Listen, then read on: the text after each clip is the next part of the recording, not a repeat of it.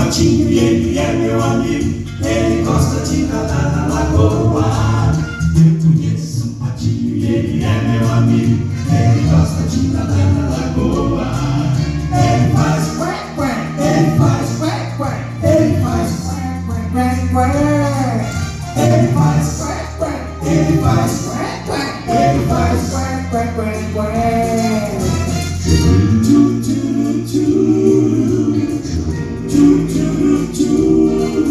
Eu conheço um patinho e ele é meu amigo. Ele gosta de subir no telhado. Eu conheço um gatinho e ele é meu amigo. Ele gosta de subir no telhado. Ele faz, ele faz, ele faz, ele faz, ele faz, ele faz.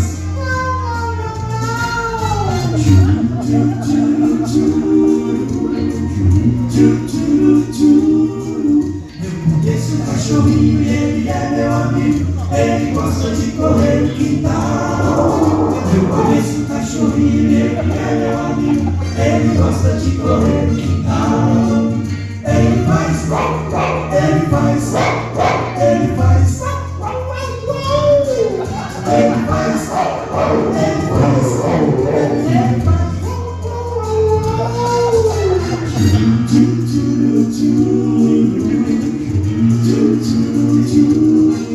Eu conheço um dragão e o nome dele é seu boi. Ele gosta de comer capim. Eu conheço um dragão e o nome dele é seu boi. Ele gosta de comer capim. Ele faz, ele faz, ele faz, ele faz, ele faz, ele faz. Atenção, hein? Vamos já junto com a gente. Vamos lá? Eu conheço as criancinhas de Jesus. Elas gostam de orar. Eu conheço as criancinhas de Jesus. Elas gostam de orar. Elas dizem amém. Elas dizem amém. Elas dizem amém, amém. Elas dizem amém. Elas dizem amém. Elas dizem amém, amém. Muito isso, mano. Imita aí. Eu imito um sim. E agora todos juntos vão cantar com os animais.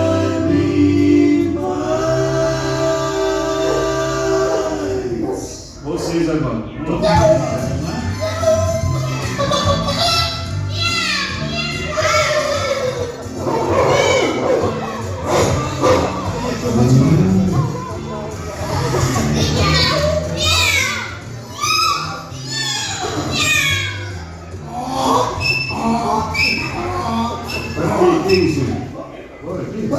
Mas jumento é um animal também, não é não? Jumento veio, você não foi que criou. Verdade. Obrigado. Obrigado pela ajuda de você.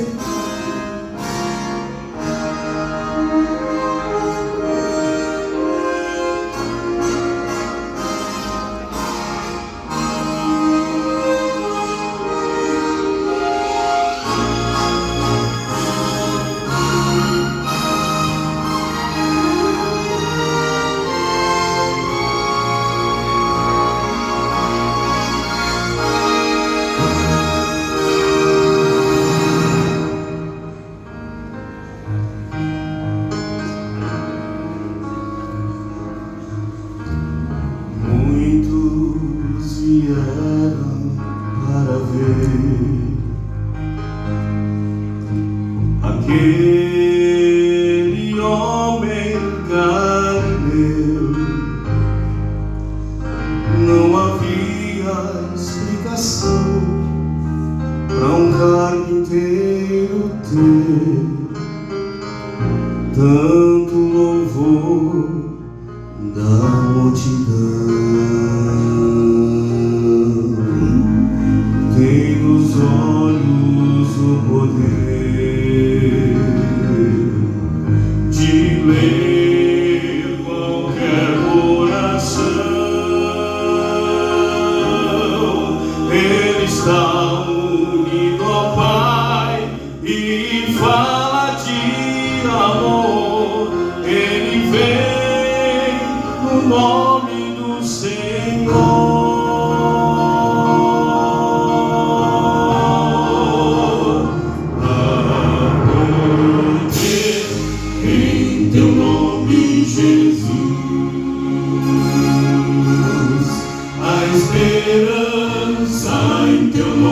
nome, Jesus. Temos força em teu nome, Jesus. Bendito és tu, Jesus, pois tu és o Senhor.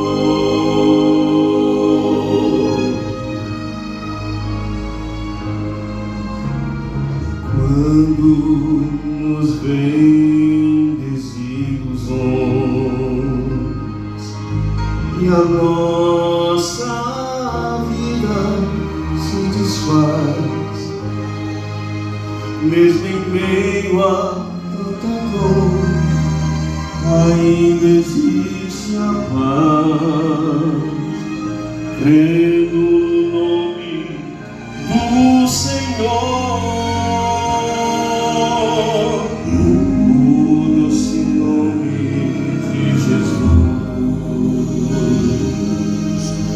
Poder e força produz, Ele traz a eterna paz, Ele é a eterna luz, a poder no nome de Jesus.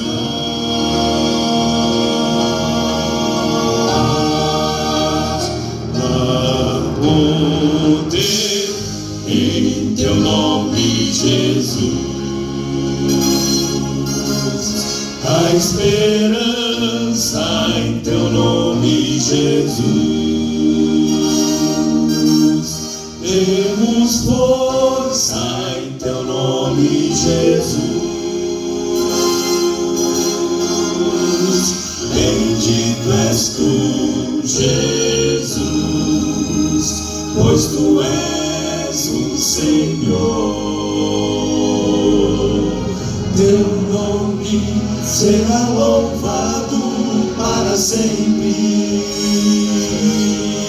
Criador, Redentor e Rei.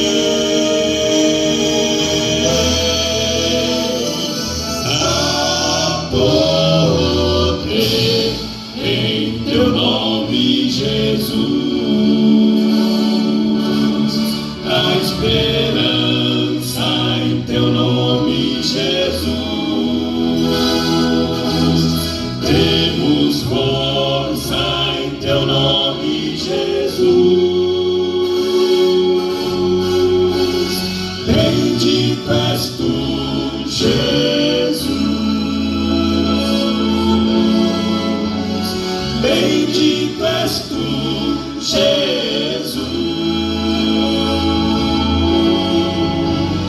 Bendito és tu, Jesus, pois tu és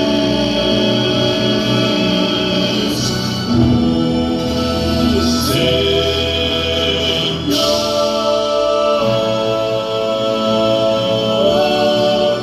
Tu és o Senhor.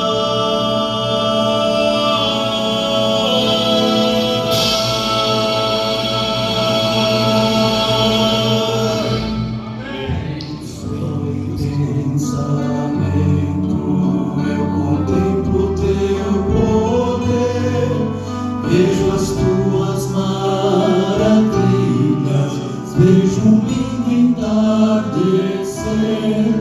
Me pergunto assim calado, o que fiz pra merecer esse amor tão declarado, esse dom que vem de Deus.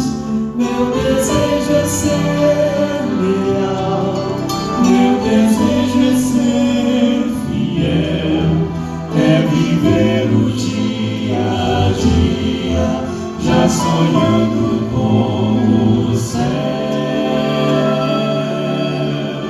Se amigos meus me deixarem e do teu nome até zombarem, ainda assim eu não te deixarei.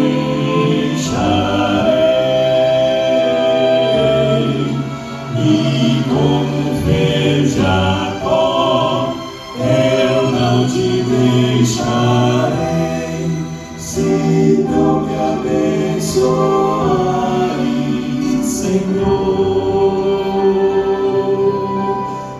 só vou poder dormir em paz e só vou descansar se comigo tu ficares, meu Deus.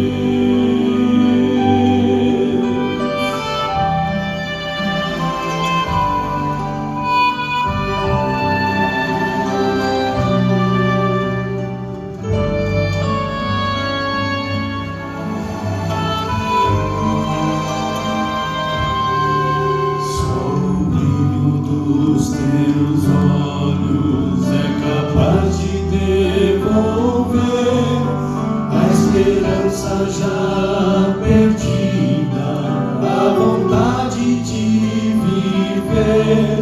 Só teu braço tão amigo é capaz de me envolver no calor do teu abrigo, onde posso me esconder.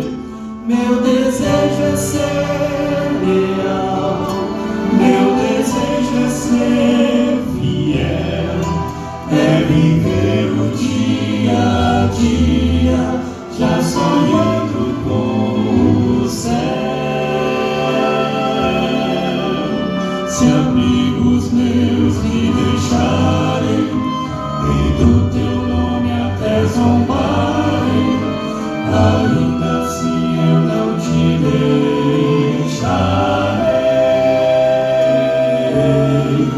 E como fez Jacó, eu não te deixarei, se não me abençoares, Senhor.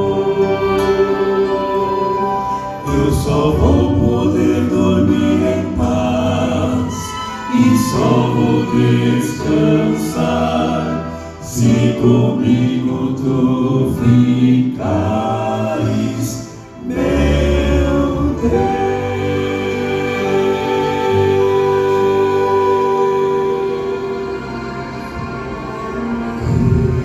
Eu quero saber quem fez o sol,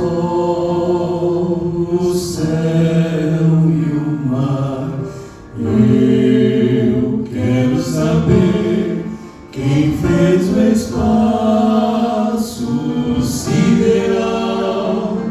Eu quero saber quem fez a lua brilhar.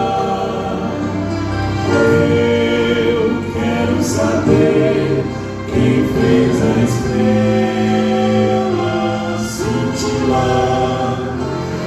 Ao ser maior que fez o som, o céu e o mar, há um Criador,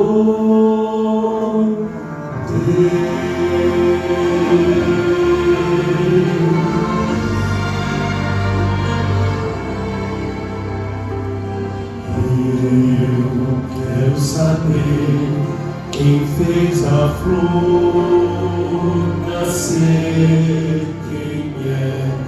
Eu quero saber quem põe as aves a cantar. Eu quero saber quem põe o amor em mim. Eu quero saber quem faz o homem tanto amar. Ao ser maior que fez a flor, o amor é a mim. Há um Criador, há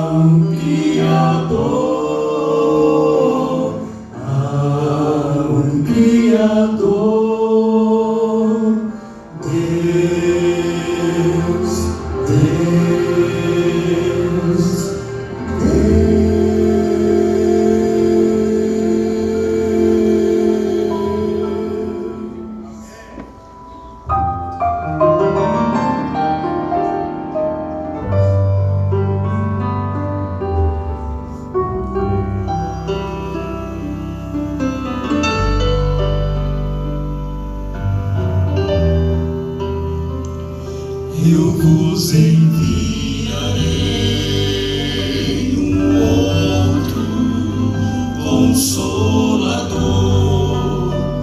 que seja um como o Pai e eu somos um, para estar convosco todos os dias, para ser conforto na minha partida. Não poderia deixar-vos sós, por isso enviarei um outro Consolador, que esteja sempre convosco em qualquer lugar, que seja força sempre presente nas horas negras, nunca ausente. Não poderia deixar-vos sós,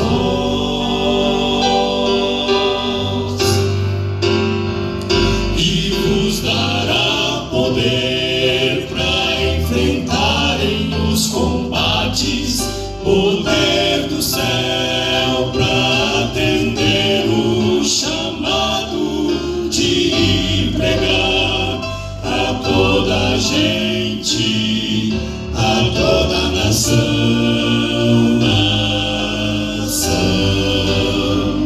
e vos dará poder para espalhar as boas novas, poder do céu para vos encher de coragem, de amor e bondade. Será o vosso guia até o final, será o vosso guia até o final,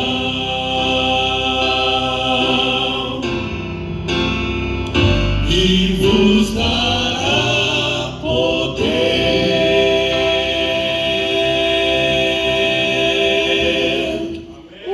Amém. Deus seja louvado por Então eu isso. quero que você feche os seus olhos comigo e nós vamos orar mais uma vez ao Senhor, pedindo a direção dele ao abrir a sua palavra. Pai Santo que estás nos céus e que sentimos a sua presença nesse santo e bom lugar, nós louvamos o teu nome e te agradecemos pela oportunidade de estarmos nesse sábado feliz na tua casa de oração. Aceite por favor o nosso culto de adoração ao seu nome, porque só o Senhor é digno da nossa adoração e de todo o nosso louvor. Pedimos ao Senhor que tudo que falarmos aqui, que tudo que foi cantado aqui seja aceito por ti, e que possamos, como instrumentos em tuas mãos, abreviarmos a volta do nosso Senhor e Salvador Jesus Cristo. Amém. Perdoa por favor os nossos pecados, nos dê uma porção dobrada do teu Espírito Santo, e nós oramos em nome de Jesus. Amém. Abra comigo aí a sua Bíblia no último livro, Apocalipse. E o Apocalipse é o livro da revelação. Glória a Deus. É o livro que fala da verdade de Deus para o tempo do fim. E Apocalipse 21, versos 1 a 5. Segura aí a sua Bíblia aberta, que daqui a pouquinho nós vamos falar dessa passagem. Mas antes, eu quero dar uma introdução aqui. Como eu falei para vocês, a mensagem dessa manhã tem como título Ele vem pôr o ponto final. E nós, povo de Deus, já não aguentamos mais viver as tribulações desse mundo. É ou não é verdade? Sim. Se não fosse assim, não estaríamos aqui, porque nós acreditamos que o Espírito Santo nos trouxe nessa manhã para receber a mensagem que o Senhor tem para nós. Então, queridos, você pode imaginar um sonho aí da sua vida, do seu coração? Você tem sonhado muito? Você tem esperado muitas coisas? Você tem tido esperança? E a gente vai falar um pouquinho disso. Após a pandemia que assolou esse mundo, muitos não voltaram para a casa de Deus. Vocês perceberam isso? E como consequência disso, a gente já pode ver aí um pequeno peneiramento que já aconteceu. Nós sabemos que na igreja de Deus, infelizmente, tem o joio e o trigo. E eles estão crescendo juntos, porque o ceifeiro é o nosso Deus. E ele vem fazer a separação. E não cabe a mim e a você apontar na igreja de Deus quem está salvo e quem está perdido, porque nós não sabemos nem mesmo da nossa condição, né? Nós imaginamos que possamos estar salvos ou perdidos, mas o Senhor Jesus é que bate o martelo final, dando a sentença para mim e para a sua vida. Então a gente pode perceber aí na pandemia que muitos não voltaram, mas alguns creem que podem adorar de casa. É errado adorar de casa? Não, não é errado, porque se a pessoa tem alguma limitação, tem algum impedimento, é a maneira que ela encontra no momento para adorar a Deus, através dos cultos em casa.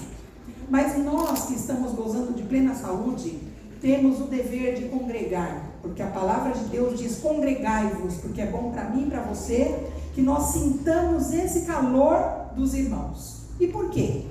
Porque quando um está forte e o outro está fraco, aquele que está forte faz o quê? Ajuda o irmão, fortalece, toma pela mão, como o Senhor faz conosco. E queridos, ao pensar na época da pandemia, em que a nossa vida parou, a gente começa a imaginar, ao retomar essa vida, o sonho das pessoas. O que as pessoas começaram a sonhar e almejar depois da pandemia. E eu quero falar de algumas coisinhas com vocês. A primeira pesquisa que foi feita por uma agência chamada Kantar. Ela é líder mundial em fazer pesquisas do que está acontecendo na história do nosso mundo. E pós-pandemia, começou a perceber-se que o primeiro sonho daqueles que saíram de casa pela primeira vez pós-pandemia era viajar. Viajar. As pessoas queriam viajar, porque ficaram muito presas em casa, né? E aquilo atormentou muita gente. E eu quero dizer para você, eu não sei como você se sentiu na época da pandemia, mas eu e meu esposo estávamos em casa e em nenhum momento nos sentimos presos. E por que não? Porque a casa do cristão, a casa do Filho de Deus, não é uma residência normal, ela é um lar. E quando você tem um lar, você não se sente preso, porque o Senhor está ali com você, para te abençoar, para cuidar de você em todos os dias. E ali, ao sentir as bênçãos de Deus, não tem como você se sentir preso. É ou não é verdade? Mas o sonho das pessoas era viajar. Viajar dentro do país, viajar fora, conhecer lugares, enfim, sair de casa, da clausura. Segundo ponto, e pasmem vocês, que pós-pandemia, as pessoas começaram a almejar cirurgias plásticas. E por que isso aconteceu? Porque em casa, preso em casa, a tendência das pessoas foi ganhar peso. Comeram demais. Porque quando você não tem outras coisas para fazer, você encontra prazer onde? Muitas vezes na comida, né?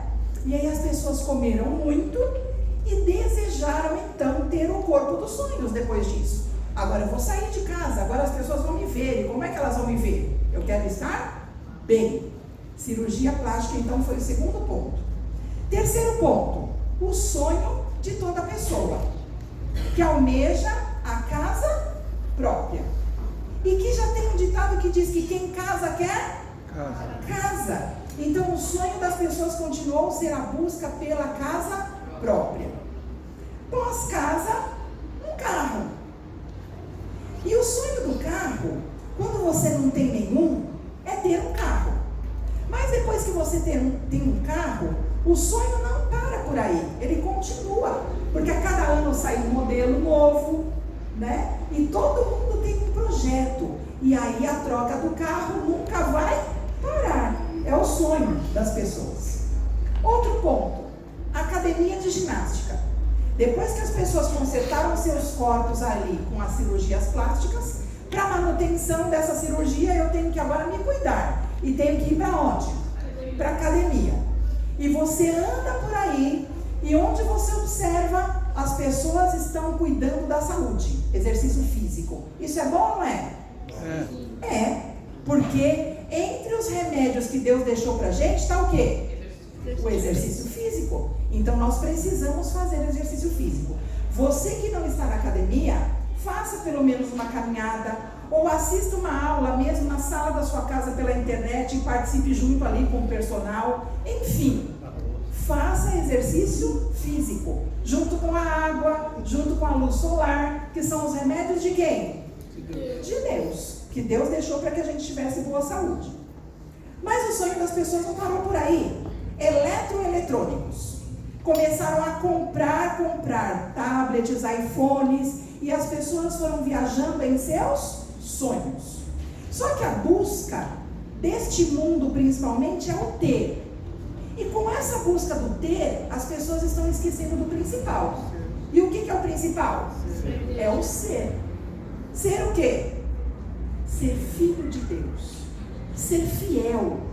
Ser firme nas promessas. E por isso que a gente cantou o hino Firme nas Promessas. Porque o povo de Deus que conhece a verdade, não adianta conhecer e não viver. Então eu tenho que conhecer, tenho que ser transformado pelo poder de Deus, através do Espírito Santo na minha vida, e ao ser transformado, tenho que ficar firme. Firme nas promessas. E aí a gente começa a pensar na nossa vida cristã. Eu não sei quanto tempo você tem no Adventista, mas eu vou fazer em dezembro 39 anos de fé. Então veja que é uma caminhada aí grande, né, já. E nós que somos maduros na fé, qual que é o nosso maior desafio? É exatamente esse, manter a fidelidade. Porque se eu sou cristão hoje, eu não posso ter saudades do primeiro amor, quando eu conhecia Jesus anos atrás. Tem que ter havido santificação tal na minha vida, crescimento, relacionamento com Deus, para que hoje eu me sinta firme nas promessas de Deus para encontrar o meu Senhor quando Ele vier. Queridos, nós temos desafios diários, e o maior desafio do inimigo nos últimos dias é colocar eu e você numa situação de conforto e dizer assim: ah, mas tanto tempo a gente já ouve falar que Jesus vai voltar, será que Ele vai mesmo? Porque passou tanto tempo já que eu estou esperando Jesus e Ele ainda não veio. O que fazer enquanto nós estamos esperando Jesus? Há um hino que diz assim: enquanto Ele não vem, eu sigo de que forma? Esperando. Eu sigo de que forma mais? Com fé. Eu levanto os meus olhos para onde? Para o alto. Eu sei que o meu Salvador vive. E Ele vive onde? Na minha vida. E se Ele vive na minha vida, o desejo maior do meu coração tem que ser viver com Ele onde? Na eternidade. No céu que Ele foi preparar. No lugar maravilhoso que Ele foi preparar para mim e para você. Pessoas continuam sonhando com os seus estudos, mestrados, doutorados, em crescer nesse mundo. E isso não está errado. Deus quer que os seus filhos prosperem. Mas o alvo do Filho de Deus é a salvação e a eternidade. Então, enquanto eu estou aqui, enquanto você está, nós temos que buscar os nossos sonhos, as nossas conquistas. Isso não é errado, mas isso não deve ser o centro da nossa vida.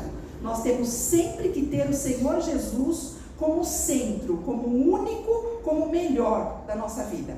E aí, então, nós vamos ser firmes nas promessas. Amém. Há uma experiência aqui, nessa mensagem, que diz sobre Helena. Helena tinha um pai. E esse pai ficou doente, de uma maneira muito séria. O câncer, uma doença terrível, que é a causa mundial, é a segunda causa, a segunda doença que mais mata neste mundo. E o pai de Helena foi acometido, então, desse câncer terrível. Durou 6 meses só e faleceu. Mas por que Helena não se desesperou? Porque ela crê nas benditas promessas de Deus, falando que o nosso fim não é aqui, que nós estamos aqui de passagem, e que seu pai apenas dorme no Senhor, e brevemente o seu nome será chamado, ele vai ser acordado, ressuscitado para viver as promessas benditas da eternidade. Queridos, por mais que sejamos nesse mundo acometidos de doenças, que sejamos separados das pessoas que a gente ama pela morte, nada desse mundo deve minar a nossa fé. Nós precisamos crescer em graça, em conhecimento, na verdade. E como isso acontece? Quando a gente se relaciona com Deus. Não tem como eu dizer que amo a Deus se eu não me relaciono com Ele. E eu quero falar uma frase para você aqui, que eu anotei de um pastor que me marcou muito. E essa frase diz o seguinte, deixa eu achar. Não pode existir amor sem relacionamentos, mas existem relacionamentos sem amor. Olha que frase. Então não pode existir amor sem relacionamento. Por quê? Porque para eu amar alguém, eu tenho que me relacionar com essa pessoa. É ou não é verdade?